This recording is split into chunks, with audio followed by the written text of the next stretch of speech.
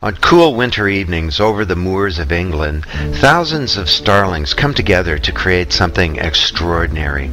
Throughout the day, they're spread over a 20-mile radius, foraging for food and doing their starling thing. But at night, before they settle down to rest, the starlings put on one of the most spectacular shows in the natural world. It's called a murmuration, in reference to the beating of thousands of pairs of wings as the birds swirl together. And this dazzling display is not just for show. The murmuration protects the birds from predators. You can see a hawk in these videos that's singularly ineffective at preying on the birds who swarm together to chase it away. The murmuration also warms the birds for the night, and there's also an information exchange about good feeding areas. In fact, the birds behave according to a number of the operating principles analogous to those of the collaboration age. Kind of a murmuration macrowikinomics, if you like.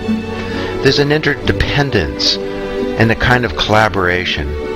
Despite their high-speed aerial acrobatics, the birds never seem to collide. And the murmuration is really the epitome of self-organization. Every bird participates, and yet there's an implicit structure as the stronger birds are more influential in directing the mass. Leadership within the group seems to change constantly and dynamically as individual birds somehow manage to take up the mantle. Now, this is not a collective intelligence or collective consciousness, of course, because individual birds are not intelligent or conscious. But there does seem to be some kind of emergent shared brain of sort, a loosely conjoined network of relationships and impulses. Now, starlings are not intelligent, but humans are. Anthony Williams and I wondered, is it possible that as everyone connects through the global digital platform, could we begin to share not only information, but also the capacity to remember, to process information, and to even think? Is this just a fanciful analogy, or will we come to consider networking as the neural roots that connect human beings in a way that creates something fundamentally new?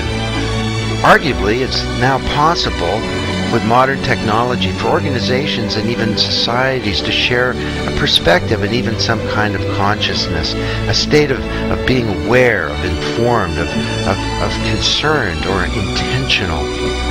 Could some kind of new consciousness and interconnectivity, the capacity to learn dynamically as organizations, be a key to rebuilding our failing institutions and using the web as a global platform for collaboration?